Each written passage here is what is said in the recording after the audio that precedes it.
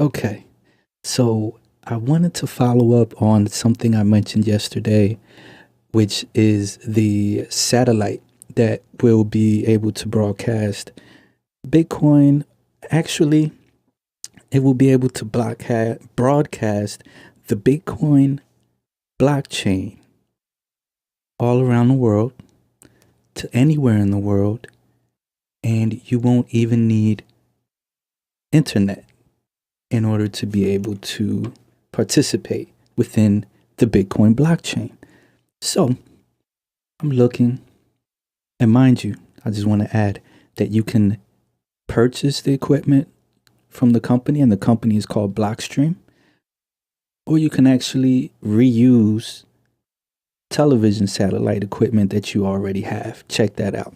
Now, I'm not going to sit here and do a DIY right now. I just want to talk about some interesting epiphanies or thoughts, or just to see how you guys are feeling about it. And this is probably something that never even came across your desk. So, the company is called Blockstream, and I did a quick search for Blockstream on YouTube, and I found this one gentleman's channel. It's called Decentralized Thought. And I checked out his video where it's entitled Why Blockstream Destroyed Bitcoin. And I'm looking like, whoa, whoa, whoa, whoa. I thought this satellite thing was something good. I'm looking at his video, and it's a cool video. The guy has a cool voice, and, if you ever want to check out his channel. But I go straight to the comments to see what the community is saying. And what I want to do is go to one quick comment that actually kind of summed up what was going on. There were a lot of great comments on this particular video. Again, the video is called Why Blockstream Destroyed Bitcoin. The gentleman's name is Decentralized Thought. Not promoting his channel, but in case you care to look at it. Anyway, here we go. The comment is by Mr. Michael James. And what he says is, Blockstream was formed because so many Bitcoin developers were working for nothing. It is good for everybody to have the best talent be rewarded so they can continue their good work. And their development of SegWit and Lightning has been brilliant. And the reason he mentions this is because other people in the comments were bashing SegWit, and this gentleman, Decentralized Thought, this is me talking now real quick, sidebar, and this gentleman, Decentralized Thought, has a video called That Lightning Doesn't Work. That also raised a red flag, but I've seen a few videos before this that raised a red flag about Mr. Decentralized Thought. But anyway, let's continue with Mr. Michael James. It makes no difference whatsoever to decentralization if an individual works on BTC for a company or by themselves. The protocol will always make Bitcoin decentralized. Anyone who says otherwise has not read Satoshi's white paper and knows nothing about the tech. BTC has always had reward structures built into the system. There is nothing wrong with extending those reward structures to broaden the network in new eventualities. Sidechains are completely acceptable innovations, and anyone who builds such things has as much right to incentivization as anyone else on the planet. To say banksters have taken over Bitcoin is ridiculous. And this is me now. And the reason Mr. James is saying that is because part of Decentralized Thought's video, he was kind of saying that Blockstream is all the way in the back end, behind the curtains, is basically owned by the Bilderbergers and the World Bank and all these other people that most of us are trying to get away from their system. So anyway, that's why he says this. Again, Mr. Michael James says, to say banksters have taken over Bitcoin is ridiculous. Once again, if you read the white paper, you'll find that nobody can own the Bitcoin space.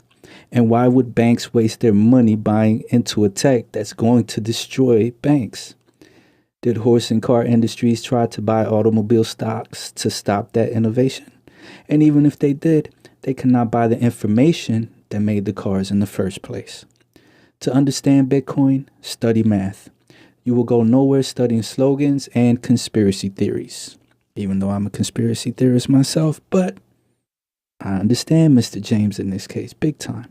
Let's continue. And if all this is from Roger Ver's disinformation campaign, note the following. Ver does not code nor build anything. Ver has the American belief that only rich people should have a voice, and he censors incredibly intelligent people. Ver's first investment was Ripple, which is the ultimate non-centralized token purely for the legacy banking system. Roger Ver owns Bitcoin, so he clearly is hedging his bets. Not that he owns Bitcoin, period. He's saying he has some Bitcoin. Roger Ver, let's say, has Bitcoin, so he clearly is hedging his bets while his followers are 100% exposed to the Bcash token. Very interesting, Mr. James. I really appreciate that. So I want to just bring all of this right back around, ladies and gentlemen, that when I kept looking through Decentralized Thoughts channel, I mean, you can see that I think it was his channel that was running the live stream when the fork was happening with Bcash. The more and more that I look at his channel, I see that his channel is basically a Bcash propaganda channel. So I had to keep digging and digging and digging and looking. And I watched an interview with Samson Mao, who is the owner, one of the participators in Blockstream, the satellite company. And I also ran across this video on Bloomberg Tech. Okay, here it is. His name is Adam Back, and he's a Blockstream CEO. And he's on Bloomberg Technology. And I'm thinking to myself, okay, maybe this decentralized thought gentleman has a point, because I told you I'm a conspiracy theorist myself, but if you're getting mainstream attention, then you're kind of working for them in one way or another. But at the same time, I have to realize that, Bitcoin could have been this technology that came out of nowhere. The concept is so strong and so innovative, and that it's at a point now where it just can't be stopped. There's too many people around the world involved with it. So if you can't beat them, join them. And maybe they gave Mr. Adam Back some airtime on Bloomberg Tech so that the viewers of Bloomberg Tech, which I'm sure a good portion of them are people that are in the quote-unquote club, can be informed and maybe come up with ways to also make money with Bitcoin through various services. And also maybe to see which companies they might want to invest in. But if they have their hand in your pot, will they be controlling? I mean, they can control the company, but you just cannot, going again by what Mr. Michael James is saying, that even if you bought the company, you still can't buy the idea. It looks like Mr. Adam Back and Blockstream is getting airtime on Bloomberg Tech so that the people in the club can get abreast on what's going on and not be left behind.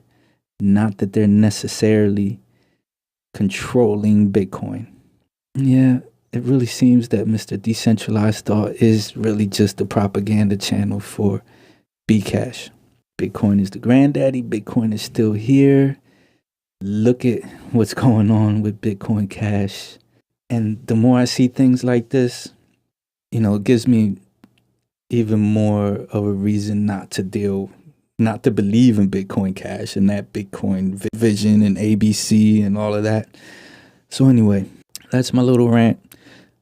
It's called Blockstream. So if you want to do some more research on Blockstream and what that is, I mean, it's an awesome concept. I mean, through satellite. So anyhow, this is amazing. This whole concept of Blockstream, and it goes right along with what I was talking about on my last video about just the world adopting Bitcoin. It's moving faster than you think. If Bitcoin was going anywhere, Would we be covering the whole entire world with the blockchain via satellites? No. So just more optimism for you folks, man. That's what I'm going to bring to you during this bear market. Just letting you know, this is it, man. This is it. We are changing the world one Bitcoin at a time.